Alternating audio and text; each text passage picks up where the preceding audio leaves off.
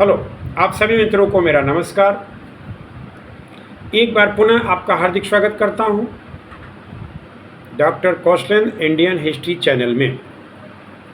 आज की घटना है काकोरी कांड, ट्रेन डकैती कांड, जो 9 अगस्त 1925 के दिन द्वितीय चरण के क्रांतिकारियों के द्वारा घटित हुआ था। जैसा कि हम सब जानते हैं, प्रथम विश्व युद्ध के दौरान क्रांतिकारी आंदोलन को ब्रिटिश सरकार ने कड़ाई से दमन किया, कुचल दिया। कुछ नेता भूमिगत हो गए, कुछ शहीद हो गए और कुछ जेल में बंद हो गए। मॉन्टेग्यू चेम्सफोर्ड सुधार को लागू करने के लिए सरकार ने एक अच्छा माहौल बनाने का निर्णय लिया और इसी अच्छे माहौल के उद्देश्य से 1920 में क्रांतिकारियों को रिहा कर दिया गया। ये रिहा हुए युवा क्रांतिकारी गांधी जी के चलाए गए असहयोग आंदोलन में शामिल हो गए। लेकिन जब 5 फरवरी 1922 को गांधी जी ने चौरी चौरा घटना के बाद असहयोग आंदोलन को भी स्थगित कर दिया, तो इन क्रांतिकारियों का अहिंसक आंदोलन से विश्वास उठ गया। यहीं से शुरू होता है द्वितीय चरण की क्रांतिकारी आंदोलन। इसी में पुराने नेता जो थे रामप्रसाद बिस्मिल और सचिंद्र सन्याल, इन्होंने युवा नेताओं को नेतृत्व दिया। इसमें सचिंद्र सन्याल ने ही एक पुस्तक लिखी थी, बंदी जीवन, जो क्रांतिकारियों पर लिखी गई थी। इसे क्रांतिकारी अपना बाइबिल या गीता कह करके सम्मानित करते थे, बंदी जीवन को। काकोरी कांड पर प्रकाश डालने से पहले हम हिंदुस्तान रिपब्लिकन एसोसिएशन आर्मी का उल्लेख करना चाहूँगा। चूँकि सचिंद्र सन्याल और योगेश चटर्जी जैसे क्रांतिकारियों ने कानपुर में एक आर्मी गठित किया, जिसका नाम था हिंदुस्तान रिपब्लिकन एसोसिएशन आर्मी। इसको शार्ट में HRA के नाम से जानते थे। अक्टूबर 1924 में इस HRA का सम्मेलन कानपुर में भी हुआ और कानपुर के बाद ये बंगाल में, बिहार में, उत्तर प्रदेश, दिल्ली, पंजाब, यहाँ तक कि मद्रास प्रांतों में भी इसकी शाखाएं फैलाई गई। यानी एक तरह से देखा जाए तो 1924 तक, जब स्वराज दल का गठन चित्तरंजन बाबू के नेतृत्व में राजनीतिक लड़ाई शुरू हुआ था, उसी समय क्रांतिकारियों ने भी अपनी क्रांतिकारी आयोजन को मूर्त रूप देने के लिए हिंदुस्तान रिपब्लिकन एसोसिएशन आर्मी गठित किया।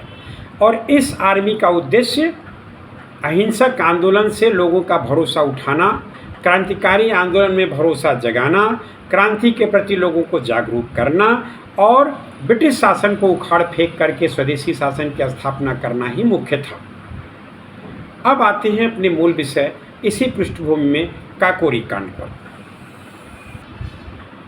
अब क्रांतिकारियों के द्वारा ब्रिटिश सरकार के विरुद्ध जो स्वतंत्रता का बीड़ा उठाया गया, उसे मूर्त रूप देने के लिए जरूरत थी पैसे की, धन की, और धन की बहुत कमी थी।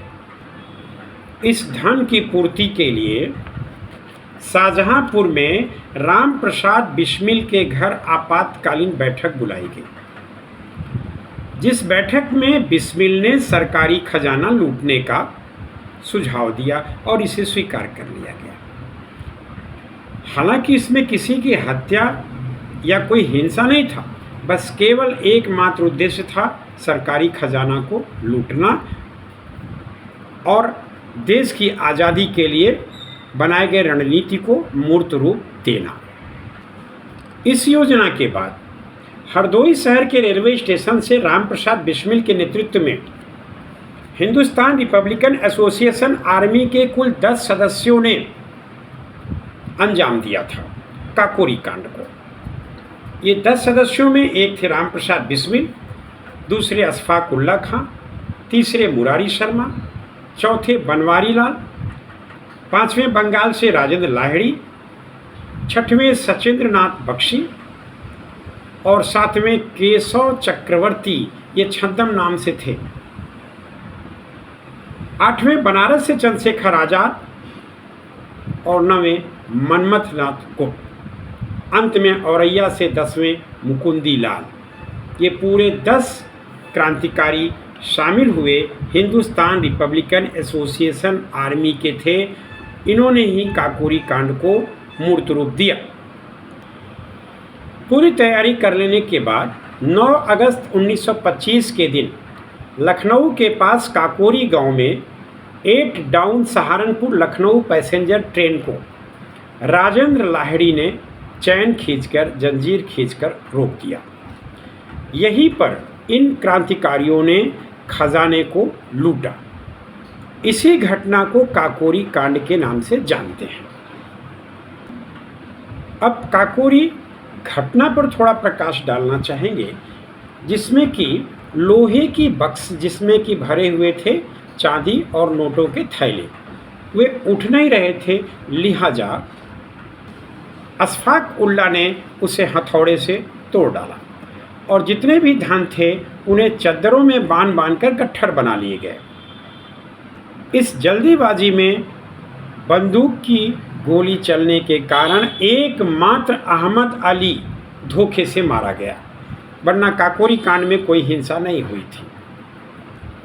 इस प्रकार बक्सा तोड़कर चांदी के सिक्कों को और चमड़े के नोट भरे बैगों को चादरों में बांध करके सभी क्रांतिकारी भाग निकले।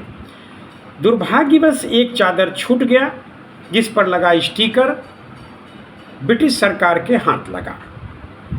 इसी स्टिकर की मदद से खुफिया विभाग के प्रमुख, जिनका नाम था खान बहादुर तसद्दुक हुसैन, उसने असली क्रांतिकारियों तक पहुंचने में सफलता प्राप्त की। उसी चद्दर के स्टिकर से धोबी को पकड़ा और धोबी की निशानदेही पर शाहजहांपुर तक की यात्रा की और अंततः चद्दर मालिक, जिनका नाम था बनारसी लाल, वे पकड़े गए और यहीं से क्रांतिकारियों के सारे भेद खुल गए।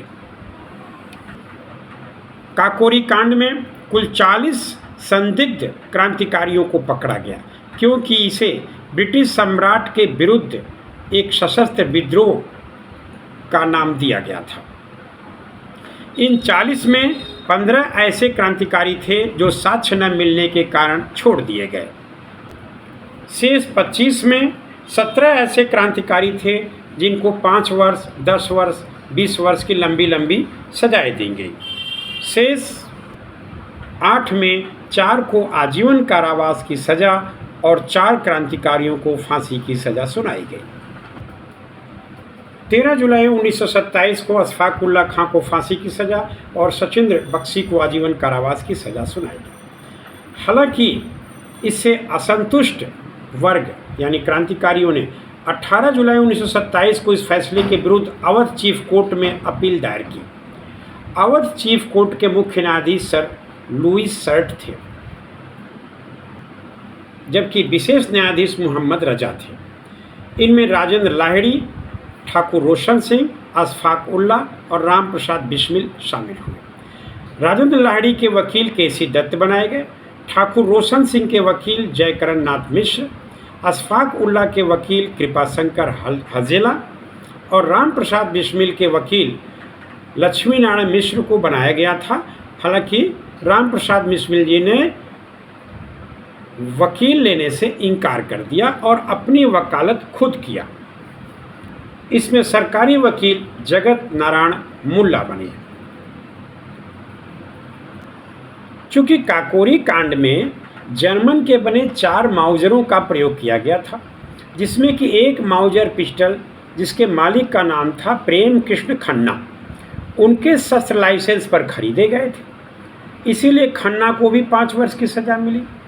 उनके पिस्टल का नंबर था 15 MARZ 1895 1895, लिहाजा 5 वर्ष प्रेम कृष्ण खन्ना भी अंदर गए। अंततः 22 अगस्त 1927 को राम प्रसाद बिस्मिल, राजेंद्र लाहिड़ी, अशफाक उल्ला और रोशन सिंह को फांसी की सज़ा सुना दी गई, जो सज़ा की धारा थी IPC धारा 121A, धारा 120B के अंतर्गत। हालांकि 302 और 396 के अनुसार उन्हें लंबी यातनाएं और फांसी दोनों की सज़ा सुनाई गई। अपनी सुंदर राइटिंग में अपील करने के कारण प्रवेश चटर्जी को 5 वर्ष की सज़ा घटा करके 4 वर्ष की गई। एकमात्र रामनाथ पांडे ऐसे व्यक्ति थे जिन्हें इस काकोरी कांड में सबसे कम यानी 3 वर्ष की सजा दी गई थी, रामनाथ पांडे जी को। इस प्रकार हिंदुस्तान रिपब्लिकन एसोसिएशन आर्मी के इन क्रांतिकारियों को फांसी की सज़ा दी गई, जिसमें राम प्रसाद बिस्मिल जिन्हें गोरखपुर में, राजेंद्र लाहिड़ी को गोंडा में, रोशन सिंह को इलाहाबाद में और अशफाक उल्लाह को फैजाबाद में फांसी दी गई। जबकि एकमात्र क्रांतिकारी चंद्रशेखर आज़ाद रहे, फरार रहे, अंग्रेज़ों के हाथ नहीं आए। इस प्रकार काकोरी ट्रेन कांड इतिहास में एक रोमांचकारी कांड है। इस पूरे घटनाक्रम में एकमात्र वकील भानुचंद्र गुप्ता थे जिन्होंने क्रांतिकारियों की निःशुल्क पैरवी की। इस तरह से लखनऊ के पास स्थित काकोरी गांव में घटी इस घटना को काकोरी कांड के नाम से इतिहास में जानते हैं। आज काकोरी को एक स्टेशन भी बना दिया गया है। इसी के साथ अपनी बात समाप्त करते हुए अगले अंक में फिर मिलते हैं। धन्यवाद। जय हिंद, जय भारत, नमस्कार।